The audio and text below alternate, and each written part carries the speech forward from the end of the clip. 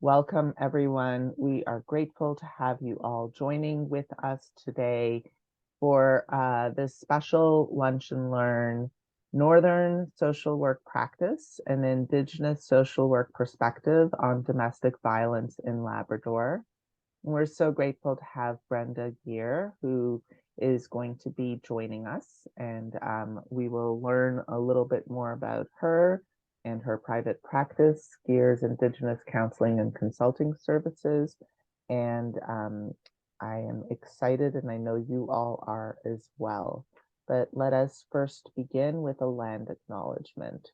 I want to take this opportunity to invite you to join with me in the chat and acknowledge the name of where you are located.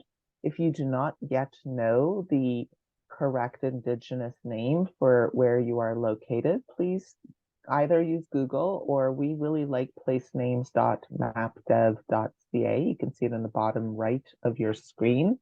And that is really great because it's an interactive map that'll even teach you how to pronounce correctly where you are located. I want to take this opportunity to thank the Mi'kmaq and Indigenous social workers who are part of our Decolonizing and Indigenizing Social Work Committee, who helped us create this land acknowledgement. I want to invite you to take a few moments first before I read it, to close your eyes in gratitude, to think of a part of this beautiful unceded land where you are located, where you feel especially connected to the land. Maybe it's the beach, maybe it's a park, maybe it's your garden, but just take a few moments to feel connected to the land. Perhaps you have a window and you want to just look outside if that actually is helpful to you. So let's just take a moment of gratitude. And I would like to begin by acknowledging that I am speaking from Unama'ki, which is located on the ancestral and unceded territory of the Mi'kmaq, whose inherent rights were recognized in the peace and friendship treaties that were signed with the Mi'kmaq, Maliseet, and Passamaquoddy peoples from 1725 to 1779. This series of treaties did not surrender Indigenous land, resources, or sovereignty to the British Empire, but instead established rules for an ongoing relationship between nations.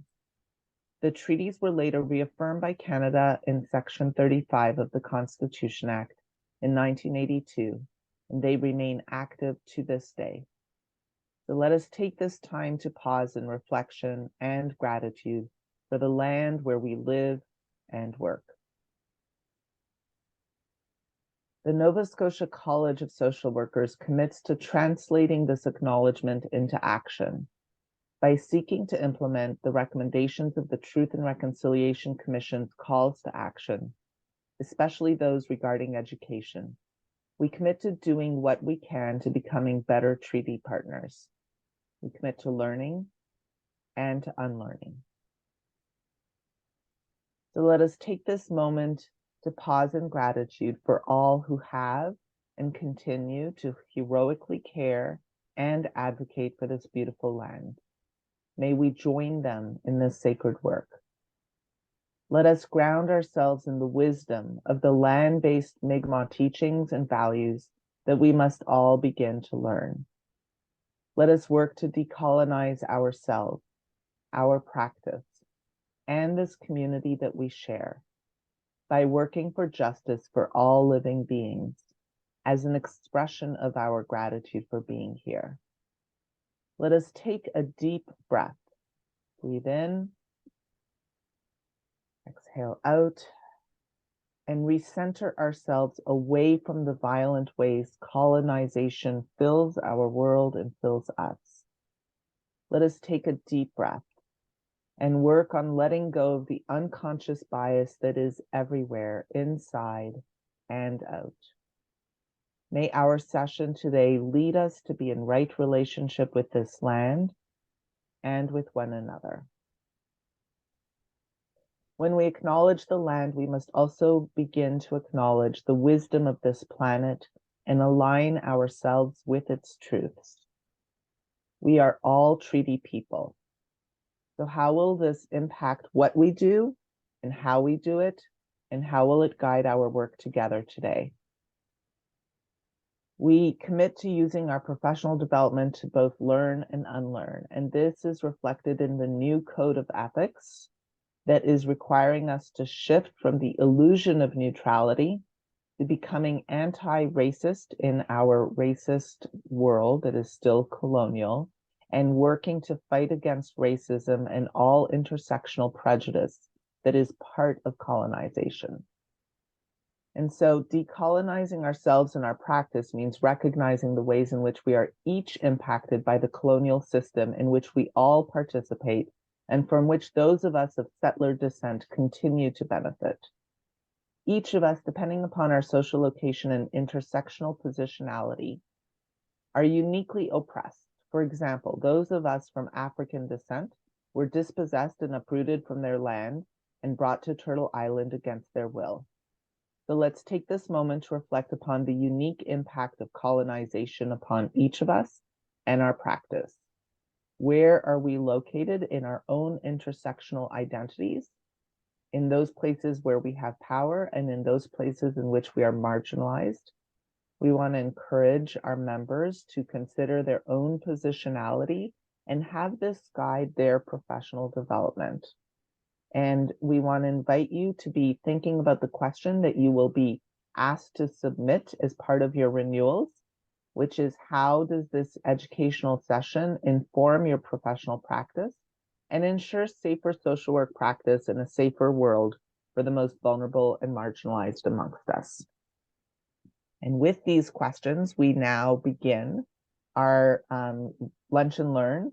And we're so grateful to Brenda, who is going to be joining us. Brenda is an Inuit woman with roots in remote communities in Labrador and Nunavut, and her social work practice incorporates knowledge gained from advanced formal education, Indigenous teachings on trauma and healing, and years of experience in her field. We are so grateful to have her with us. And now she is going to, she's already screen sharing. That's awesome. So awesome. So can you see this? We can, yes. You just have to click on from the beginning, right. very top, the very, very top. Perfect. Over to you, Brenda. All right. How do I stop this? Okay. Hello, everybody. It's Brenda. I'm so glad that you could join. If you could see my cat, her name is Jada. She decided to join us today. We actually can't see you, so we can't see your cat either. Okay. Let's see. How's that? Perfect. Now we see you. All right. Yes. That's okay about the cat then. I'm looking for the cat. I look forward to seeing her. I look forward to seeing them. Hello, everybody. It's Brenda Gear. I'm here today to say thank you to all of you for joining us to learn about Northern social work practice, and to say thank you to Unamagi for, I'm in this absolutely beautiful space here in Cape Breton in Sydney, and been learning more about Indigenous ways of knowing and being in the world outside of my own. Because I am an Inuit social worker from Northern Labrador. And today I want to share with you some of that knowledge about and experience about what it means to be an Indigenous social work practitioner. How do I share this again now? Nav? You are sharing, so we can see on your screen objective. And there you go. All right. You just went to the next one. It's perfect. All right, perfect. And all beautiful. Right. I think I got it. All right, I'm going to start today with a legend from a book that was gifted to me by my brother many years ago, and it's a book about Hopedale. It's a place from where our people come from, and this is it. I'd like to read it to you in the spirit of how we move forward and how women are important, not only in Indigenous perspective, but in all of our Indigenous peoples and non-Indigenous peoples in North America, what is now called Turtle Island. There's a giant spirit who lives in the north. When he blows his breath, violent snowstorms occur. Other spirits live in the east and west. They breathe soft winds in summer weather. Female spirits dwell in the south. They send the flowers in the summer rain. They live up in the sky and keep the rain in bags. When they run across the sky, the water escapes. The thunder is the noise of their running across the sky. This kind of leads me to where domestic violence stuff began in Newfoundland and Labrador, and safety and shelter. Basically, it started at a shelter level. From my understanding, anyway, in my 30 years of practice, and um, the stories that have been shared with me throughout our communities in Labrador. And we always work or continue the work of others before us. And that's the message that I kind of want to send to you today, too, is that our work sometimes may feel like it's not fast enough, it's not good enough, it's not big enough. 30 years in, it really is. Because some of the people that we work with um, have helped us create these safe spaces, these new policies, these new theories, and practices, best ways of practice in Newfoundland and Labrador, in Canada.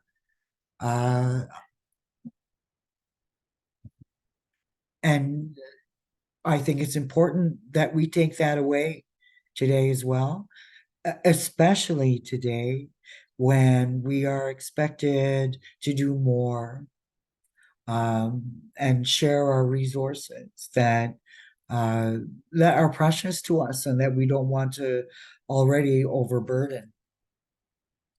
But getting back to our pioneers in Labrador, uh, there were people, Ruth Edmonds, she was a survivor also of domestic violence and helped to create that safe space for people. Charlotte Wolfrey in Rigolet, who also sits in at our national level with Paututi for the Inuit in Canada, actually. They are a national board. They also very uh, instrumental in land stewardship and environmental issues, um, climate change. So all of these things, while we're talking about domestic violence, they are not separate from all of these other more global issues. And I'm hoping that throughout the presentation that I kind of create a framework or a timeline of sorts that help you kind of put in perspective that we are in our early years of organization at a federal governmental level, because Indigenous people in Labrador, our land claims rights have, for example, in 2005, the Labrador Inuit celebrated their first anniversary of their land claims agreement. In 2012, the Innu Nation of Labrador gained their, I guess gained, I'm not sure if that's the correct terminology or not, but they got their status, I guess, reserve status. So that's very young in terms of knowing how to navigate and create systems from at first an individual level, like now that our systems are changing, because you know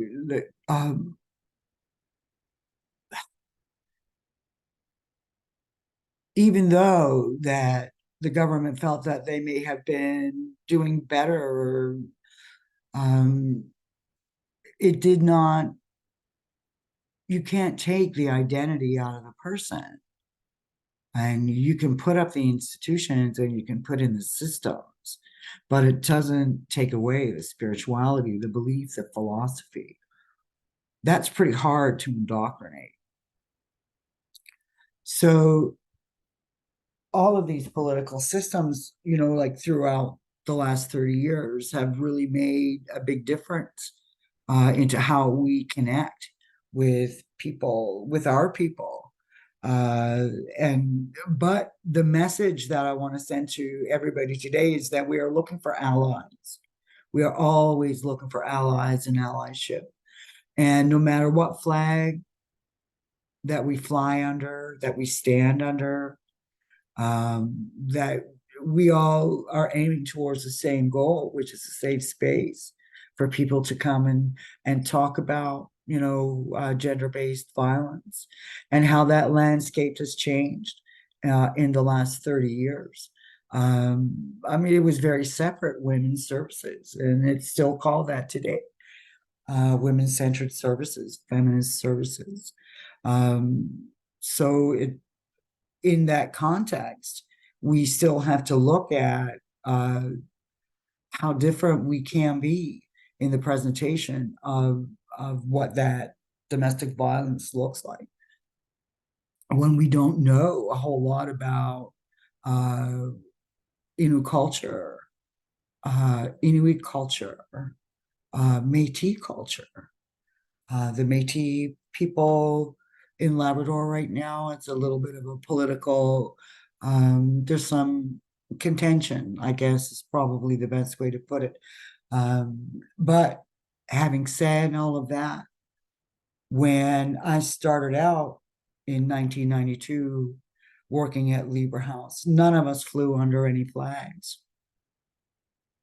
We were all women working together. We identified, we knew who we were, we knew where we were from, we knew who our families were, but it really didn't make that much of a difference. Our goal was to provide a safe space for women in Northern Labrador to come, because at that time there wasn't a lot of services. I shouldn't say that. It sounds like there wasn't anything, but geography is we'll go into a little bit.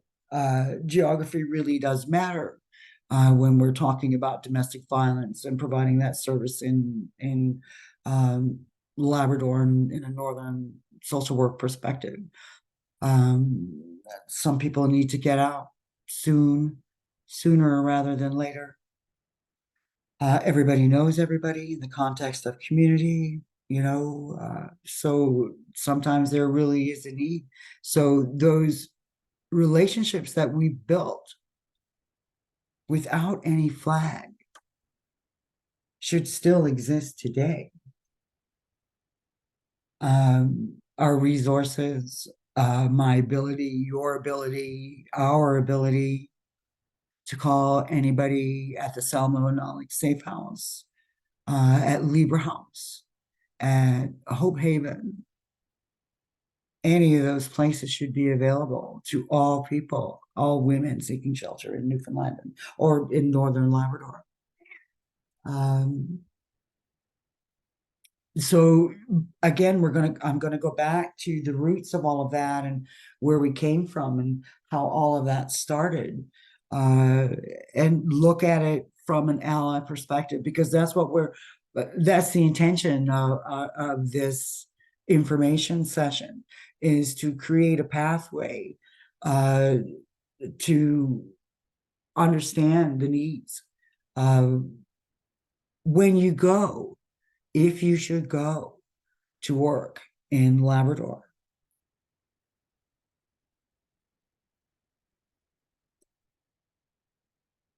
we're going to talk about, like, I guess, juvenile. I don't even know if that's young is probably the better way to put it. When we look at NSCSW, which is the Inuit Indigenous communities in Northern Labrador, we only came into government in 2005. the Innu Nation in 2012. So we haven't had a whole lot of time to actually get ourselves together out from underneath. We had our own systems of governance and self-care and food security and housing security. Yeah, like, those are already there. And then, residential schools came and settlement came and changed a lot of that. But now, even in spite of all of those things that happened and has happened, there's a whole other session or sessions that could go into church and state in and of itself in this presentation. The Innu had their own stories about church and state. The Inuit had their own stories about church and state. This is just a very, very brief overview, about the intrusiveness, I guess, and the impact that it did have. But again, along with allyships, we're also going to talk about hope, resiliency, even in the face of that adversity, even though that we are young. Our principles are not young. This government is young. Our philosophies are not young.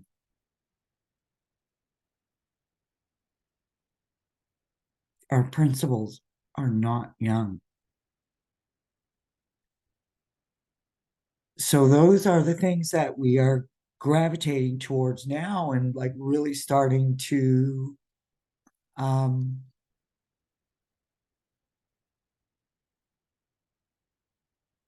take hold of and be proud of um, and celebrate through Indigenous art, Indigenous sport, Indigenous knowledge, uh, epistemology, our own ways of knowing and being in the world. It's all coming about now. And so those are the things that are important. We're like when we go forward, when we look at um, that we're going into history. And people say it feels like I'm going back in time.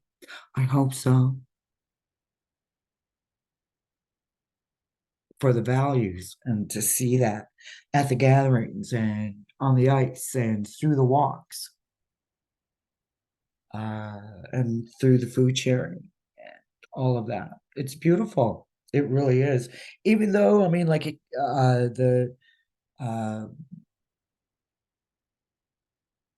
we come together sometimes under some very difficult circumstances, but come together we do.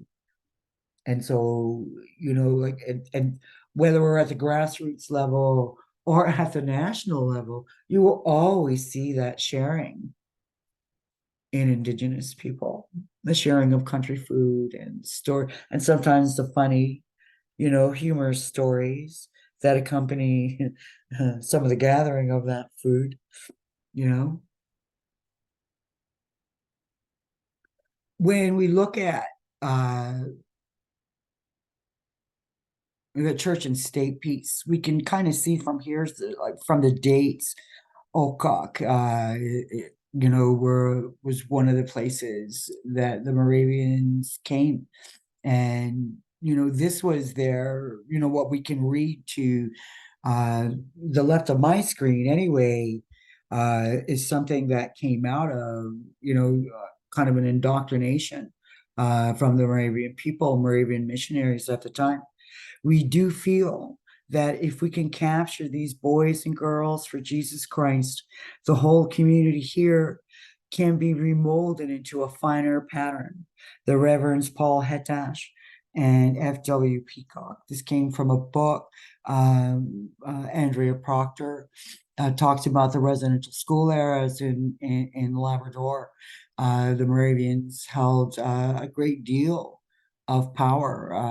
I don't remember Reverend Hatash myself. I know my brother spoke of him. I know my mother spoke of him, not in ill ways, in unkind ways, is probably the best way to put that. But nonetheless, they all started to close out, and then all of those Inuit communities that you see before you, Oka, Kibron, Makovic, they all started. That was the beginning, really, of how colonization and religion really impacted Inuit values and um, culture, ways of life, epistemology, shamanism, um, sense of community, clans. Well, we travel in clans, like we travel in families, we gathered that way. And so things had changed a lot as a result of this new institution in Labrador. They controlled a lot of the way people, how they thought really is really what they wanted to do and how they wanted to behave. And in the end, it actually ended up in residential schools in Labrador here, to in Labrador itself, in northern Labrador, the name boarding school. I mean, like when we look at the dates of this is 1973, 1980. That's not that long ago. So, when we become frustrated with how come we don't know better? Why don't we know better? Why don't we know better? It's because we're still unlearning some of that violence that happened in those spaces. And we're trying to reconnect with safety again, through sovereignty, through land acknowledgements like the beautiful one that Naj just gave, through in Labrador, talking about, what that sovereignty looks like to the Innu and to the Inuit and the Métis. I have to spend a little bit of time about the Métis. It's a confusing, kind of sad, really, time for me as an Indigenous, as an Inuit social worker. Going back, like I said, to 92 when I started working at Libra House, we were all under one roof. We were all women under one roof. While we identified, I mean, look, we knew who our people were, like we were not in that kind of separate sovereign nation. And now we are.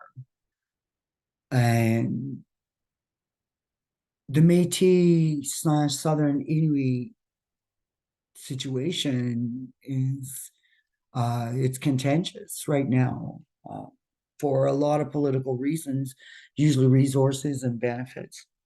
But even as I say that, I think we should all meet as sisters, not as nations. I think we should, separate that as much as we can when we come to the table, when we come to those tables. We come to that table knowing that we are there to serve whoever walks through that door, no matter their nation, no matter how they identify.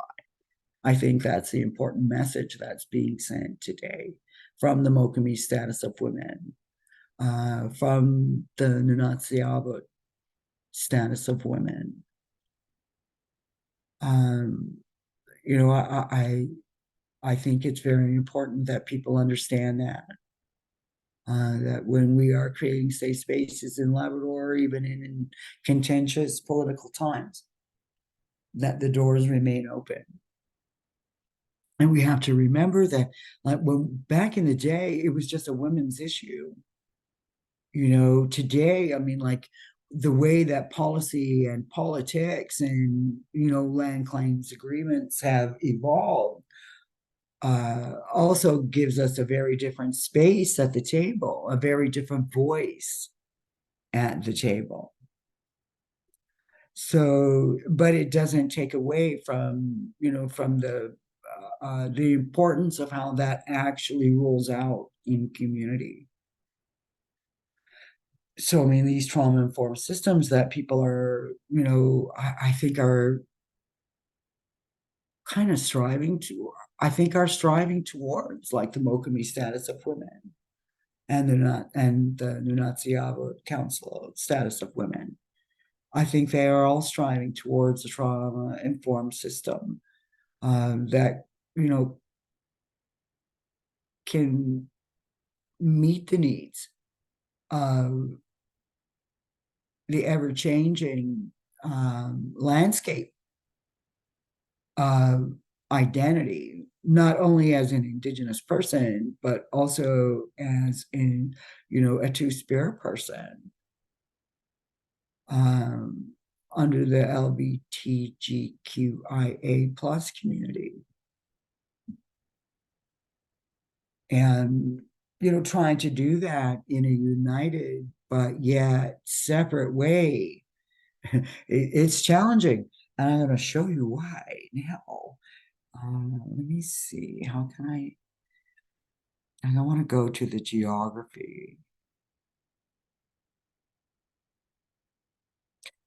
Why geography really matters. Labrador is huge in a landmass. It is. It holds, I mean, like thousands of kilometers of space, hundreds of miles in between communities, often separated by ocean, lakes, and ice. So we have we have access issues, air transportation, ground transportation, sea transportation. That's usually the way in, depending on the time of year. It's not always the same all year. So if we are having, an emergency in Natchitoches, for example, and we need to get a person, a woman out of Natchitoches into Goose Bay, we have to know people on the ground and how to get there. It's important that we know how to do that. Something as simple as making a reservation and knowing when the planes are flying. That's really big.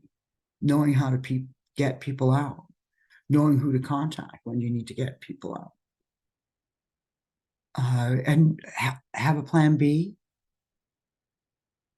As best you can, have a plan B, because weather will mess with that.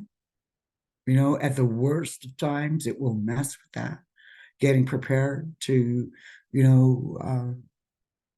sometimes all our theory goes completely out the window, and it becomes completely about what do I do in this moment, about keeping me safe, keeping us safe,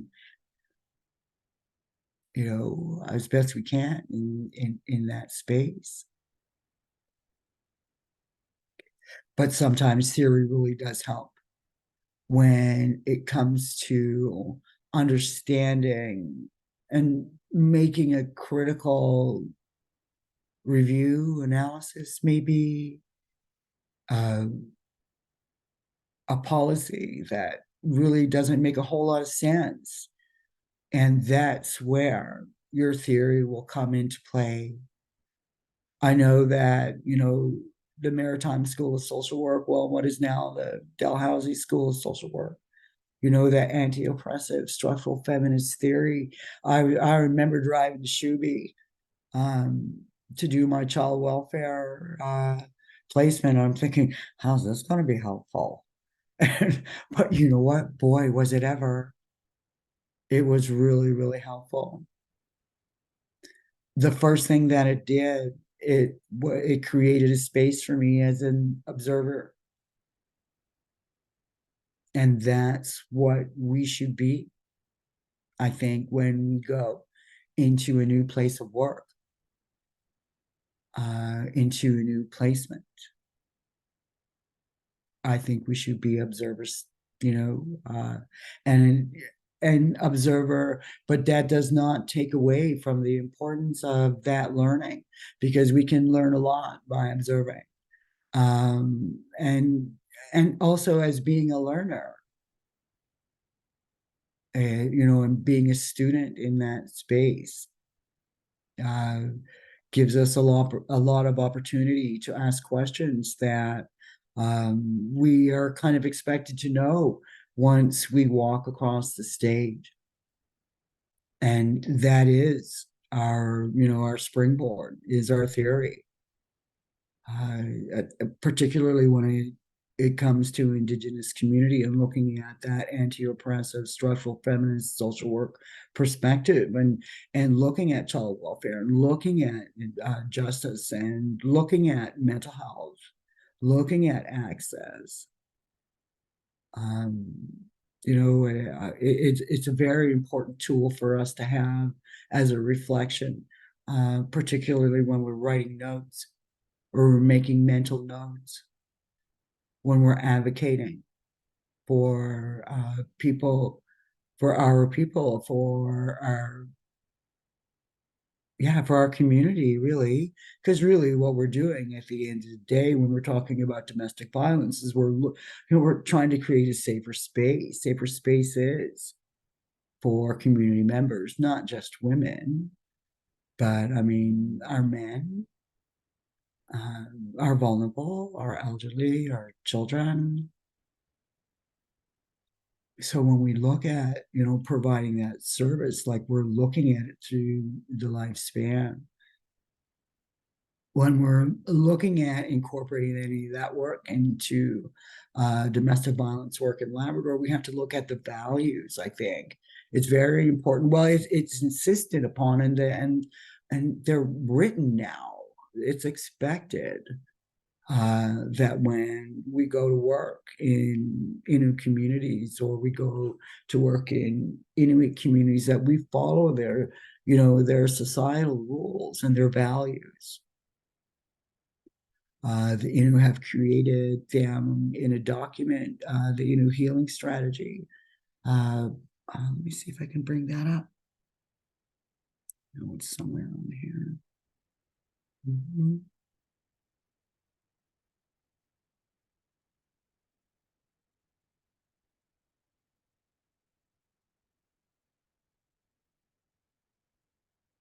The Innu have been very, very boisterous, on so many different levels when it comes to programming, you know, from domestic violence, child welfare. Rose Gregoire comes to mind. You know, she worked very, very hard to bring Innu realities, concerns, issues to the table in her own community, as well as, you know, the attention of the province and federally. They did that. Not only did they do that through child welfare and domestic violence, they did a fabulous job, actually, of stopping low-level flying in Labrador, because the bombers were, it was constant. And they consider that their land. And that's where the F-16s and all this low-level flying stuff was going on in Labrador back in the day. And they would occupy the runways. Yeah, they did. They shut it down. So, you know, like, that's the strength that they rely upon today.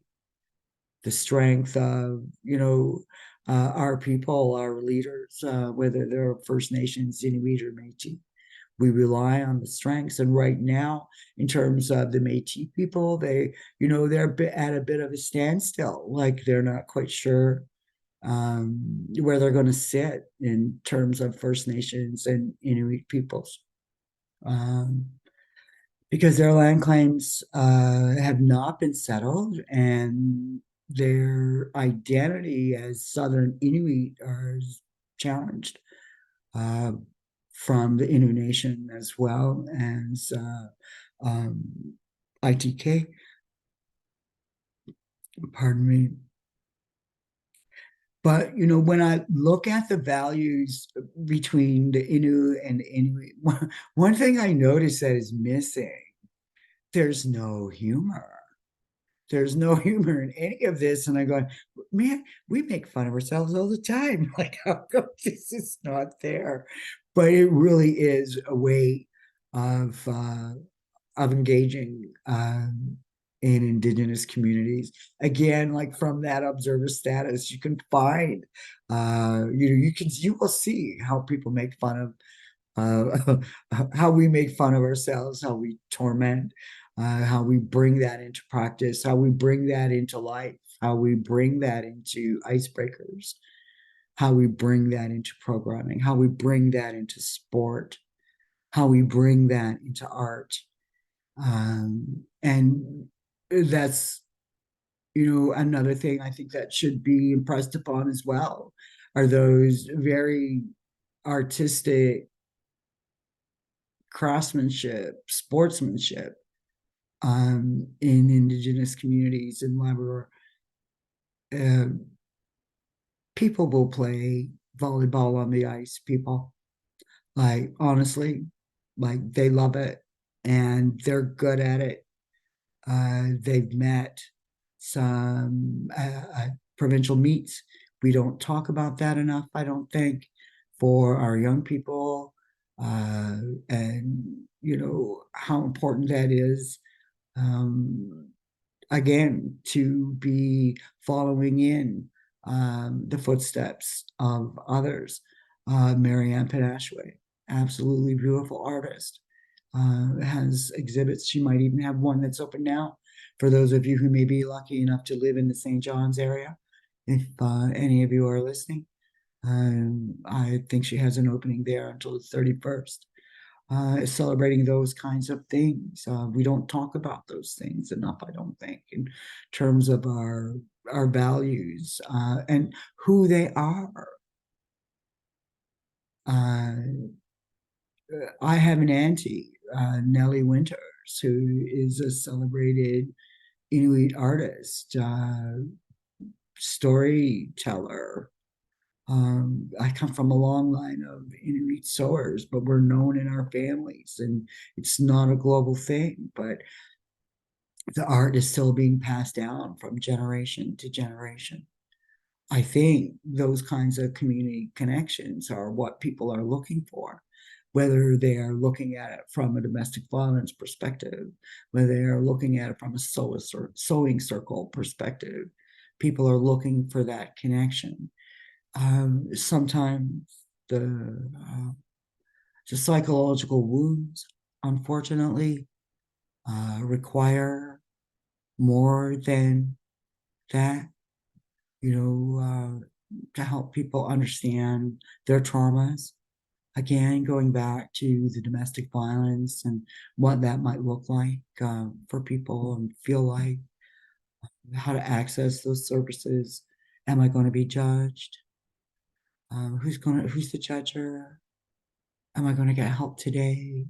Are they going to understand me? All of those things are very important as a practitioner. And, how you present, how we present. When we open up that door, or we open up that audio visual, when we open up that phone line, when we open up that virtual session, we open up the community center, we open up our offices. Domestic violence reports comes from everywhere, even from school. So we have to be prepared to be able to, understand and help and observe again and listen to what we think needs to happen in this situation.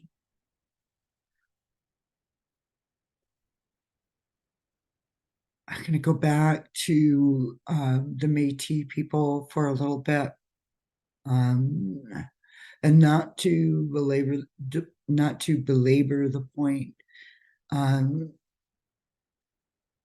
but going back to when in '92, when I was working with a group of women at Libra House. There were Inuit women, there were Inuit women, there were Métis women all working together. But we were not under a flag, so to speak, at that time. And now, I mean, the Innu Nation or the Nunavut people who we once considered Métis are now found themselves in a very different kind of identity and battle with the two other nations. But again, just to reinforce that, we are here as service providers, and not as somebody to tell you what your political or stances should be. But when we do sit at that table, we have one common interest.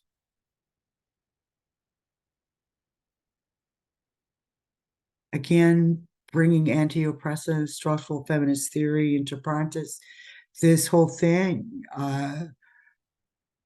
kind of culminated with the last Royal Commission on Aboriginal Peoples, which brought about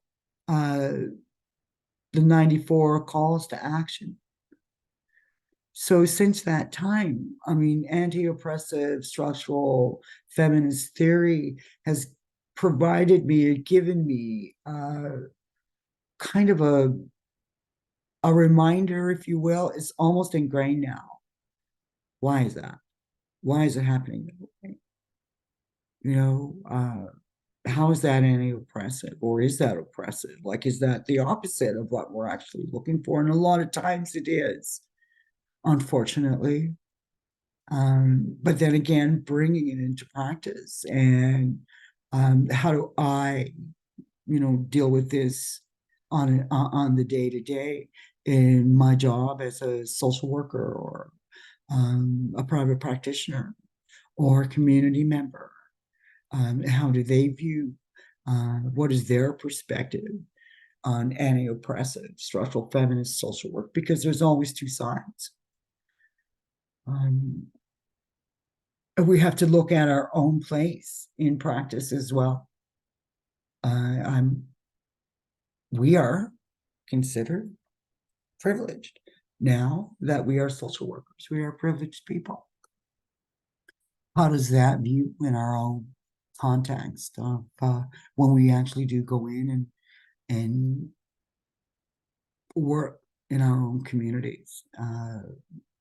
So there's a different kind of another layer, I guess, of that theory of practice about where do I sit now in terms of class.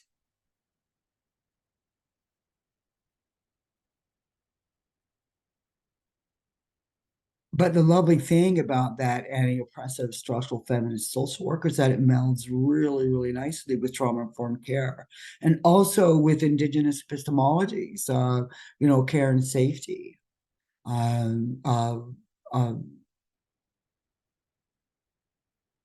unity, connection.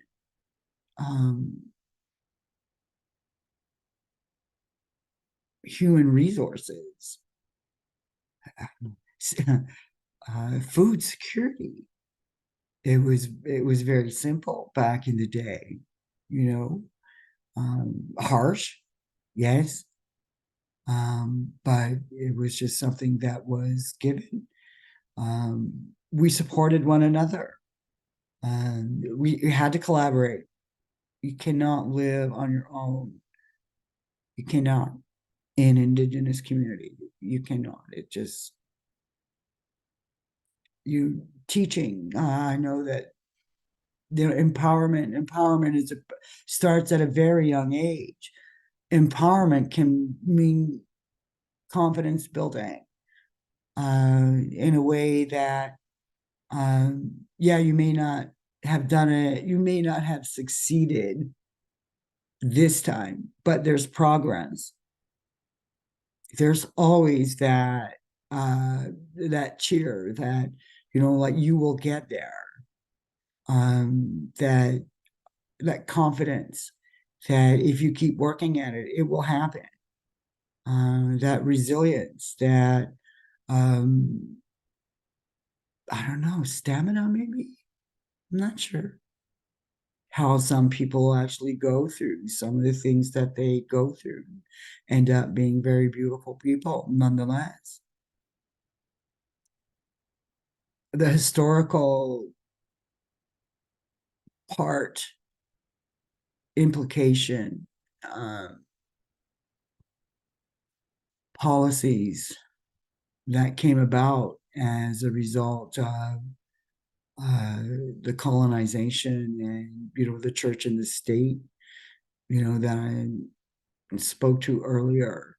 That is really, really important when you look at it from a historical perspective, because we haven't had that much time to get used to it. Like, we have, but we haven't at the same time. It's like, it's like this kind of earth shake, earthquake, that, yeah, we were doing fine, and then, and now they want us to be that again.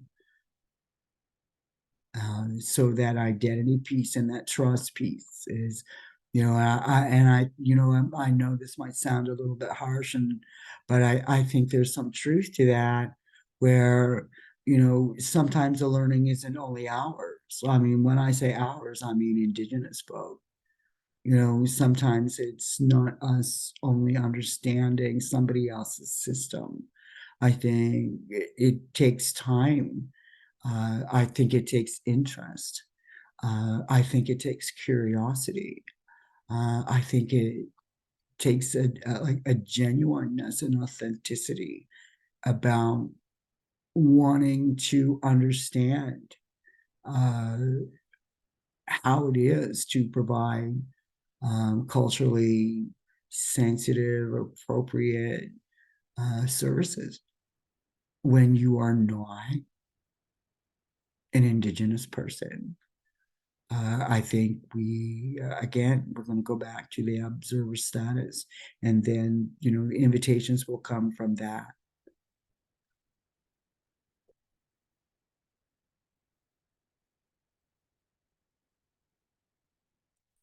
When I just want to look, what time is it? Let's look at the time. You are, it is 1. However, we are loving your wisdom. And if people have to leave a little early, it's being recorded and it will be on our YouTube channel. So unless you have something immediately pressing, we are grateful to sit at your feet and learn from you for as long as we can. All right. Well, let me see. I'm going to go through these slides and see what's really okay. When it comes to providing services in northern remote communities, we have 2 very important structures, kind of institutions, if you will, in providing those services. You could be a part of one or the other, or both. A lot of times they're all intermingled, to be perfectly honest, because we all need each other in community. Community clinics are very, very important. They're often your point of contact for those who may be interested in going to work in remote communities. And then you will have separate and distinct community resources for either the Inuit or the Innu, depending on what area of Labrador you are in.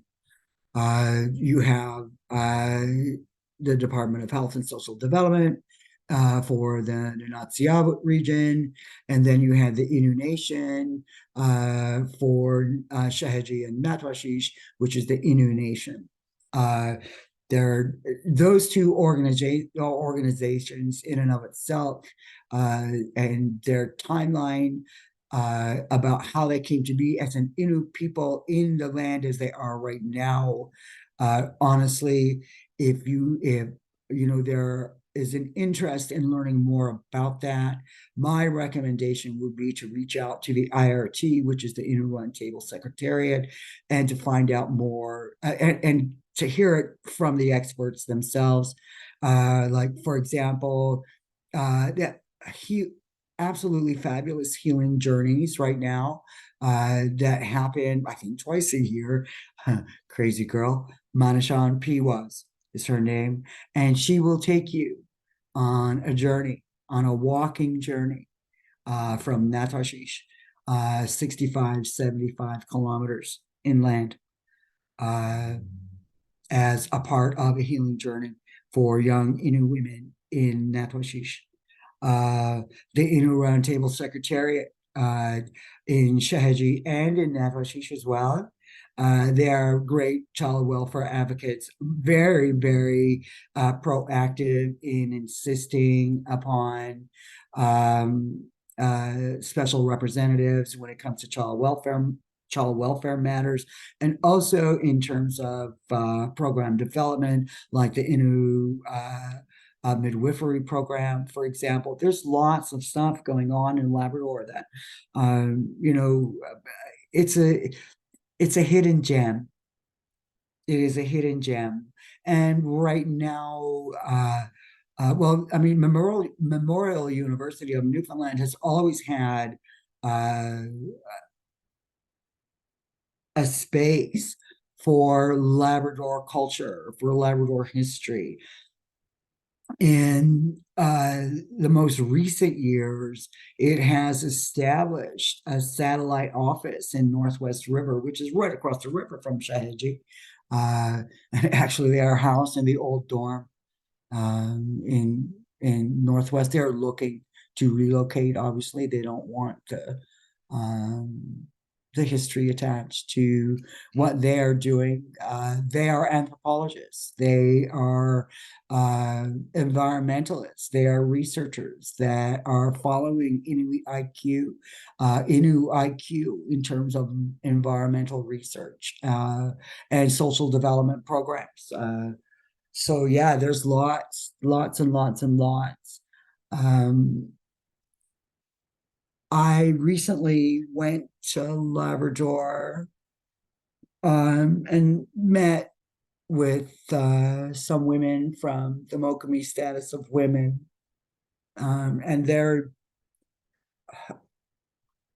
how things have changed for them, or how what their current needs are, I guess, and how that's changed. The changed perspective is mine because, again, I mean, I'm going back to 92 when it was like women centered. I mean, at that point, Libra House of Jazz, I mean, may have been 5 years into a unionized workplace. You know, so I mean, like, there's an evolution that each of these organizations have in and of their own right. Um, but so I mean, like, having said all of that, what they want, what they're hoping for, is to create this space for all folk to be able to come to this hub uh, that will that meet the needs not only of the older generation but also of the LGBTQIA plus community. Gender-based violence, and staying current with their limited resources that they do have. We need to start funding more sustainable. Like, please put it in the budget. Like, not only next year, you know, like what, it needs to be a priority. Education needs to be a priority. Food security needs to be a priority. Housing needs to be a priority. All of these things are all intrinsic of one another. You can't have one without talking about the other.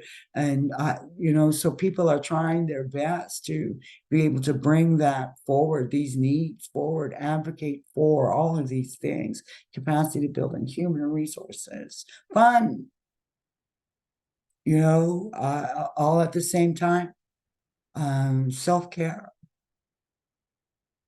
in a very demanding, geographically challenging area. So if anybody has any questions, I know we're out of time. Pardon me, and I have to open up clinic now. If anybody has any questions, you know what? I'm going to put this up on my website at www.gearsindigenouscounseling.com. I'm going to put the resources. Well, the resources are included in the PowerPoint. So if you want to do that, if you want to access some, my contact information is there as well. If you have any questions about this presentation, please feel free to email me and I'll do the best that I can to. So I put the link in the chat for gearsindigenouscounseling.com. And I'm going to maybe follow up with you because there's so much wisdom so that we can schedule a follow-up conversation as well. So no one needs to worry. We will continue learning from Brenda, and we're so grateful. Take good care, everybody, and remember that you know what, sometimes might seem really, really slow and it doesn't have a big impact. Trust me, it does. It really does. All the work that we do, we do make a difference. And I know that might sound kind of arrogant and egotistical, and I don't mean it in that way.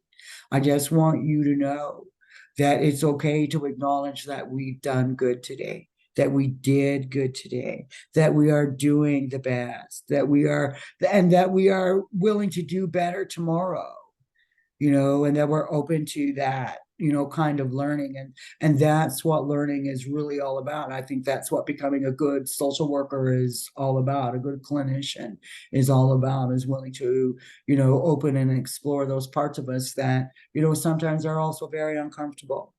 Mm. So have a good day, everybody. Thanks so much for being here.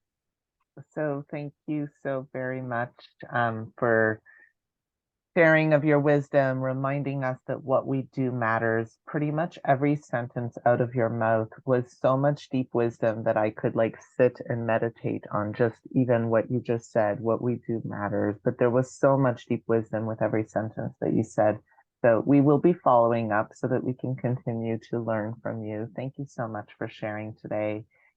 Abiding gratitude to everyone who has joined, and we hope that we will continue to be blessed with the opportunity to learn from you. Thank you for Take all good that you're care. doing. Thank you, everyone. We'll all you.